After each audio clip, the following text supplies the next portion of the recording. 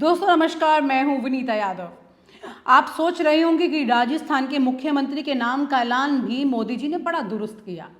आप ये भी सोच रहे होंगे कि मध्य प्रदेश में भी जिस तरह से मुख्यमंत्री के नाम का ऐलान हुआ, मोदी जी ने सबको चौंका दिया। बिल्कुल चौंका दिया, इसमें कोई दो राय नहीं है। लेकिन क्या वाकई में यहाँ पर मोदी जी ने ही ये सब कुछ किया? यह अपने आप में एक बड़ा सवाल है।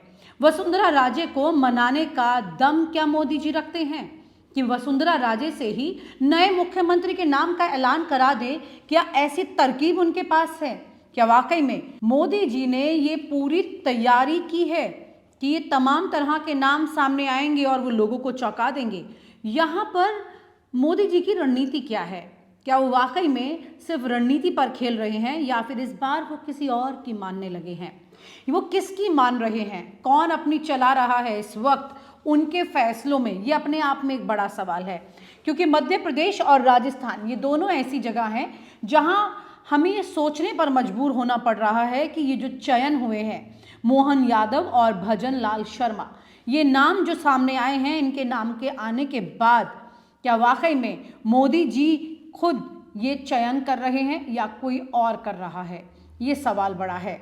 भजन लाल शर्मा, जिनको खुद एक बाहरी बोला जाता है उनकी कॉन्स्टिट्यूएंसी में, वहाँ पर उस राज्य की कमान उन्हें दे देना, ये अपने आप में एक बड़ी कॉल है। ये वाकई में बड़ा फैसला हुआ है। वहीं पर मोहन यादव, जिनको अचानक से सामने मुख्यमंत्री के चेहरे के तौर पर लाने के बाद बीजेपी ने, प्रधानमंत्री नरेंद्र मोदी ने सबको चौंका दिया।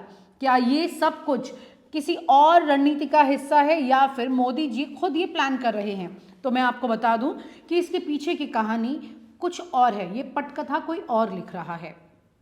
कौन लिख रहा है ये पटकथा? दरअसल ये दोनों जो नाम हैं, भजन लाल शर्मा और मोहन यादव, ये दोनों वो नाम हैं जो कि पूरी तरह से कई सालों से संघ से जुड़े हुए हैं। ये संघ के दिए हुए नाम हैं।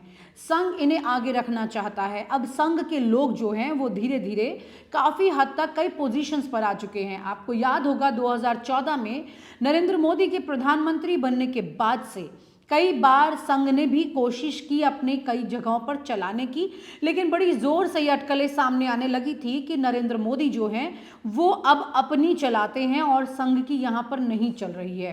कई ऐसे फैसलों में संघ को चुपचाप मुंह दबाकर रहना पड़ा, लेकिन अब यहाँ पर उनके मुंह से भी जबान निकल रही है। ना सिर्फ निकली है बल्कि उनकी चल रही है, ये कहा जा सकता है।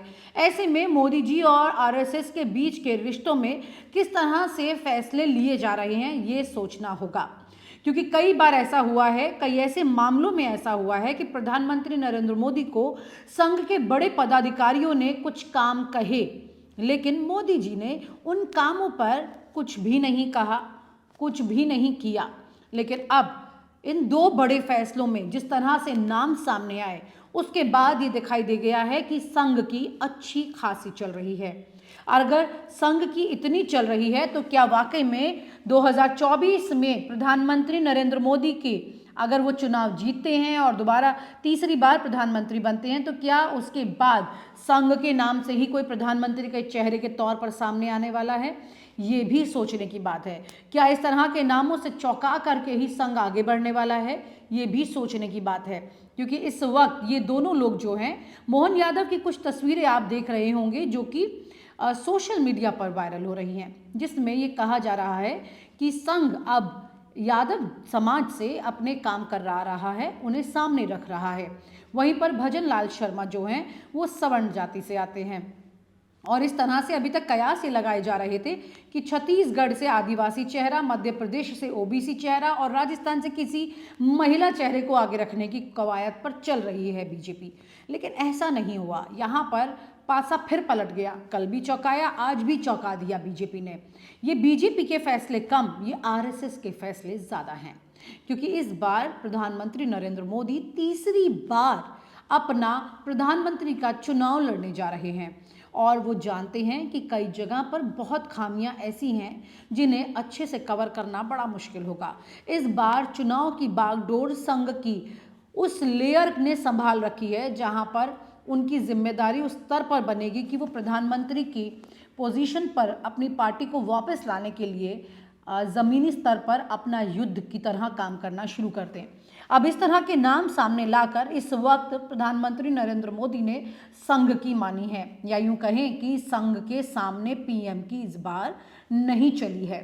पिछले कुछ वक्त से हमने पहले भी एक वीडियो में बताया था कि किस तरह से प्रधानमंत्री नरेंद्र मोदी जो हैं वो धीरे धीरे अपने मैजिकल मूवमेंट्स को खो रहे हैं, और ये मैजिकल मूवमेंट्स अंदर ही अंदर इस वक्त बीजेपी की सीटों के नंबर को कम कर रहे हैं। और अगर ये नंबर इसी रफ्तार से कम होता चला गया तो पीएम साहब के लिए काफ़ी मुश्किलें पैदा हो सकती हैं। ऐसे में उन्होंने अब संघ के साथ वापस से एक अच्छी दोस्ती यारी उसी स्तर की जैसी 14 में हुआ करती थी वैसी अब 24 के लिए बनाने की तैयारी कर ली है। शायद यही वजह है कि अब वो अपनी ना चलाकर संघ को भी आगे रख रहे हैं, क्योंकि इस वक्त 2024 की तैयारी के लिए मैं आपको बता दूं कि संघ ने कई लेयर्स के तौर पर अपनी तैयारी शुरू कर दी है। यहीं पर फर्क है विपक्ष की उन तमाम पार्टियों में और यहाँ पर इनके कामकाज के तरीके में कि जहाँ पर वो शुरू करते हैं वहाँ पर इनकी तैयारियाँ ख़त्म और एक्शन शुरू हो जाता है। तो इसलिए इस बार विपक्ष को अपनी लड़ाई प्रधानमंत्री नरेंद्र मोदी से नहीं बल्कि आरएसएस से लड़नी है। उसके लिए उनको तैयारी करनी होगी। पहले जो बात मैंने आपको कही है इसके लिए राजस्थान चलते हैं, वरिष्ठ पत्रकार अनिल जी से बात करते हैं और ये संघ के साथ जो रिश्ता इस बार के 2 बड़े फैसलों का रहा है इसे समझने की कोशिश करते हैं, क्योंकि अपने दुश्मन को कभी भी कमज़ोर नहीं आंकना चाहिए। ऐसे ही विपक्ष को इस वक्त बहुत सतर्क रहना चाहिए। तो जो राजस्थान के मुख्यमंत्री के नाम सामने आए हैं और उप मुख्यमंत्री के नाम सामने हैं, उसके बाद मुझे लग रहा है कि तमाम तरह की जो बातें हम कर रहे थे सर, वो सारी चीजों में वसुंधरा राजे और दिल्ली के बीच की जो कसक थी उसमें काफी हद तक ये पॉसिबिलिटी दिख रही थी कि वसुंधरा राजे शायद लड़ेंगे जरूर लेकिन उस तरह जीत हासिल नहीं कर पाएंगे, और वैसा ही हुआ।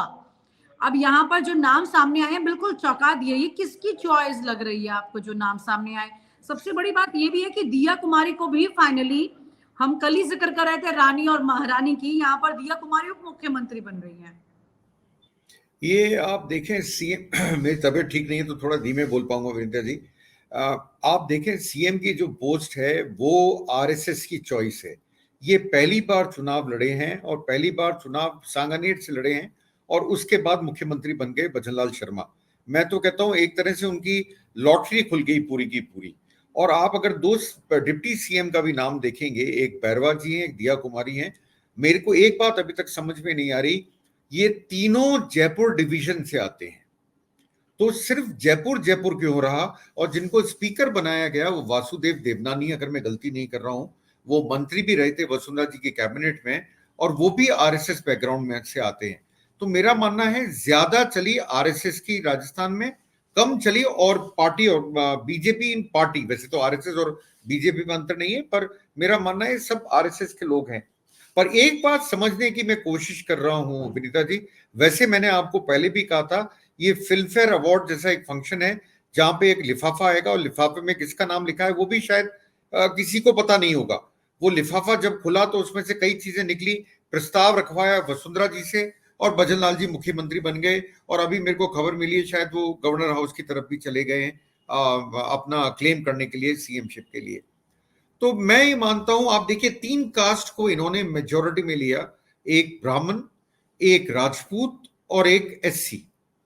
इनका मतलब यह है कि पार्लियामेंट लोकसभा के चुनावों को देखते हुए इन तीनों को लिया गया।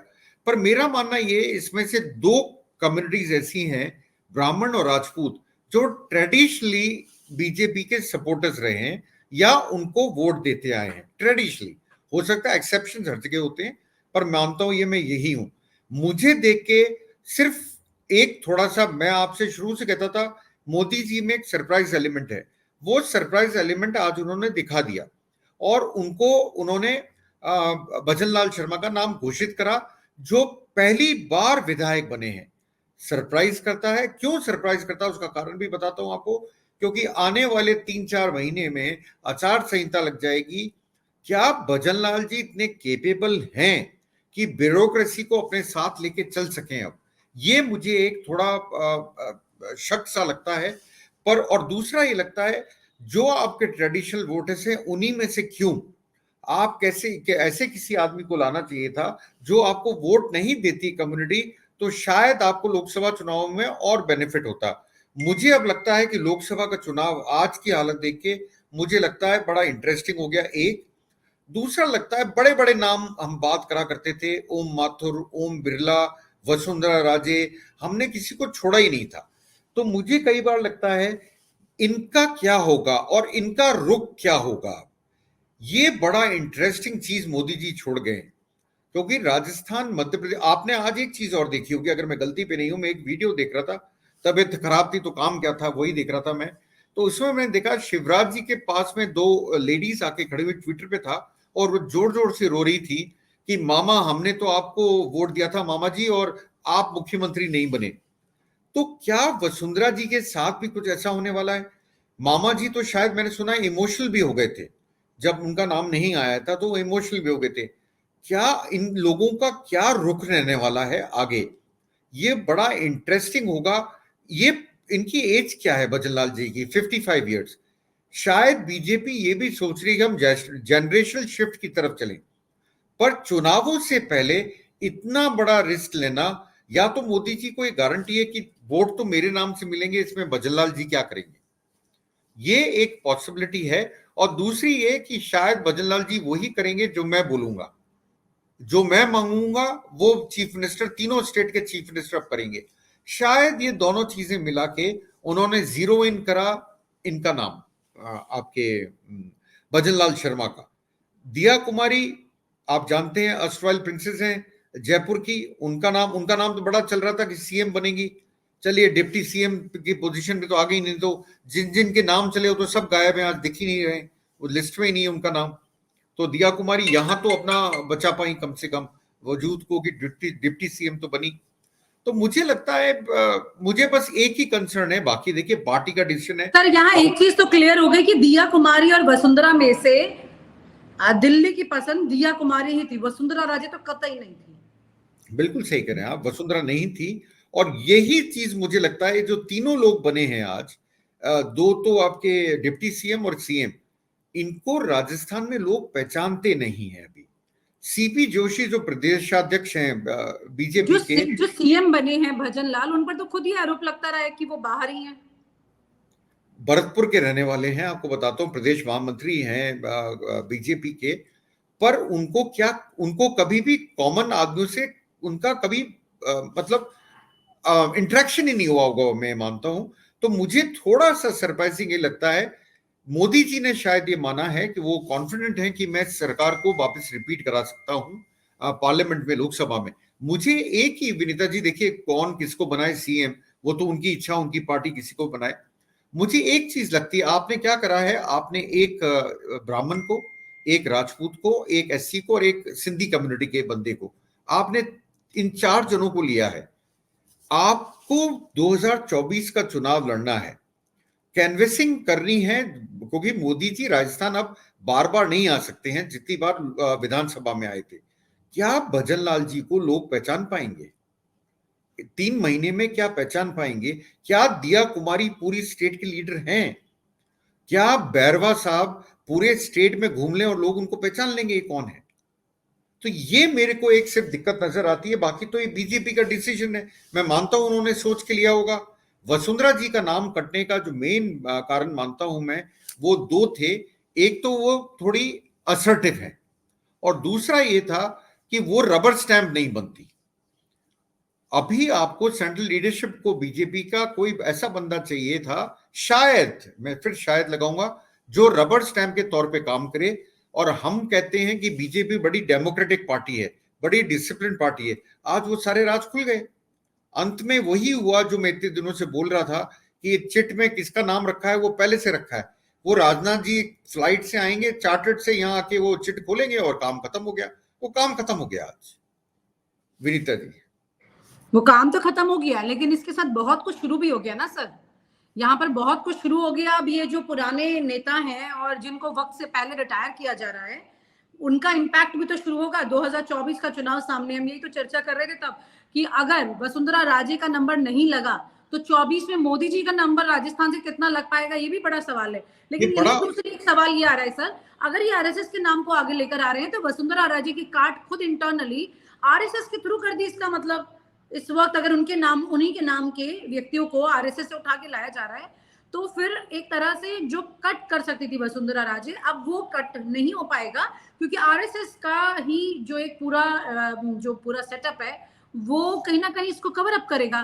खबर ये भी है सर कि जिस तरह से वसुंधरा राजे ने कई मंत्रियों की कुर्सी खा ली है इस बार, ऐसे ही वसुंधरा राजे की भी कई एमएलए को निपटाया गया है, यानी कि निपटाने वाला खेल खत्म नहीं होने वाला ना, इसका मतलब। बिल्कुल सही कह रहे हैं आप। और मेरा एक मानना और है इसके अंदर, क्या मामा जी ने वीडियो ऐसे अपलोड कर दिया ट्विटर पे या करवा दिया? मामा जी तो वहां वीडियो वाला खड़ा था जो ये वीडियो कैप्चर करके और डाल रहा था। देखिए, यही मैं देखना चाहता हूं। और मैं आपको शुरू से ये बात बोलता था विनीता जी, आपको याद हो अपना लास्ट प्रोग्राम था उसमें कहा था, मैं ये देखना चाहता हूं आने वाले 3 महीने या 4 महीने ये इन लोगों का जो बड़े नेता है जिनका नाम है, उनका बिहेवियर कैसा रहता है, क्या वो अपने आप को अलग थलग कर लेते हैं सारा और कैनवेसिंग में बिल्कुल नहीं जाते हैं। ये बहुत बड़ी बात होगी देखने की, और इसी पे सब कुछ डिपेंड करेगा।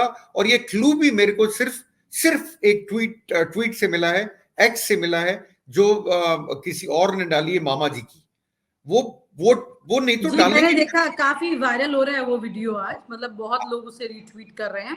हालांकि अब चर्चाओं में उतने नहीं है शिवराज सिंह चौहान, लेकिन ये चर्चा वो अपनी खत्म नहीं होने दे रहे। आपकी बात बिल्कुल ठीक है, ये वसुंधरा भी करेंगी कुछ ऐसा। हाँ, यही तो तरीके हैं आपके पास अपने आप को जिंदा रखने के लिए और आपको बताने के लिए कि मैं हूं जो हूं, मैं पावरफुल हूं। पर वो मैं जो है, मैं अकेला सब पर भारी, ये मोदी जी ने आज दिखा दिया, तीनों स्टेट में दिखा दिया, मैं अकेला सब पर भारी। अब ये तो सही है उनके गलत है? आरएसएस के साथ कैसे संबंध इस वक्त चल रहे हैं? इसका मतलब आरएसएस के साथ में उनकी अच्छी चल रही है, देखिए, उनको अब आरएसएस की ज्यादा जरूरत है। इसका मतलब बीच में ये खबरें थी सर कि आरएसएस कई बार कई चीजों के लिए बोलते थे, तो मोदी जी उस तरह से कई बार नहीं कंसीडर करते थे, कभी कभी करते थे। वो अपनी चॉइस से, पिक एंड चूज के हिसाब से हर जो भी उनके बाद आती थी रिक्वेस्ट, उसको चूज करते थे। लेकिन अब जिस तरह से ये फैसला हुआ है, यानी कि आरएसएस की जरूरत है उन्हें 24 में, इसलिए मोदी जी इस वक्त उनको खुश कर रहे हैं। बिल्कुल सही पकड़ा आपने, मैं यही बोलने वाला था।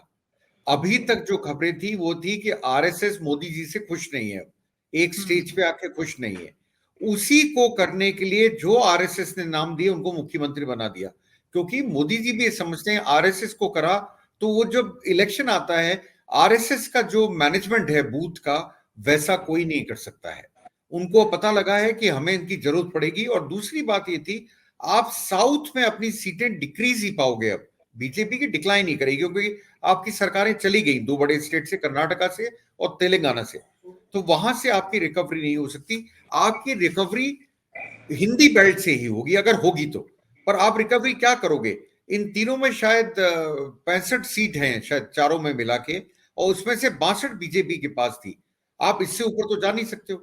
There is a danger of decline. उस डिक्लाइन को आप कैसे रोकोगे, यही इंटरेस्टिंग है। और अगर ये डिक्लाइन फिगर ज्यादा हो गया विनीता जी, तो यही शत्रप जो अभी चुप बैठे हैं, यही शत्रप उछल उछल के बोलेंगे फिर। यानी कि कुल मिलाकर के यहाँ पर मुश्किलें उतनी हल्की नहीं हुई है। मैसेज तो जरूर दिया गया है मोदी जी द्वारा कि भाई देखिए हम ये कर सकते हैं, किसी का भी नंबर लग सकता है। कोई भी अगर पुराने मठाधीश है वो सोचे कि वही आएंगे, ऐसा नहीं है। भले ही दिल्ली में मठाधीश के तौर पर सिर्फ वो खुद रहे, लेकिन हाँ बाकी सबका नंबर हटा करके नए नंबर्स लगा रहे हैं। बहुत तरह के मैसेज है इसके अंदर।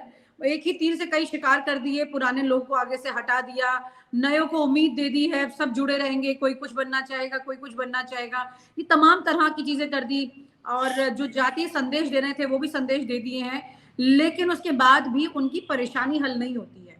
24 के चुनाव में काफी मुश्किलें उनके लिए होंगी। आपकी तबीयत आज ठीक नहीं है, बहुत लंबी चर्चा नहीं करेंगे इस पर। बहुत बहुत शुक्रिया अनिल जी, बहुत दिनों से आप लगातार राजस्थान पर नजर भी रखे हैं, आपके पास सारे पुराने अनुभव हैं जो आपने इतने दिनों तक लोगों के साथ साझा किए, न्यूज नशा पर साझा किए हैं, और आज अपने आप में एक चौंकाने वाली खबर के साथ में आपका ये अनुभव भी आपने साझा किया। बहुत बहुत शुक्रिया। और आप हमसे जुड़े रहने के लिए सब्सक्राइब करें YouTube पर, फॉलो करें Twitter पर और लाइक करें Facebook पर। और ज्यादा जानकारी के लिए आपको टाइप करना होगा सिर्फ न्यूज नशा।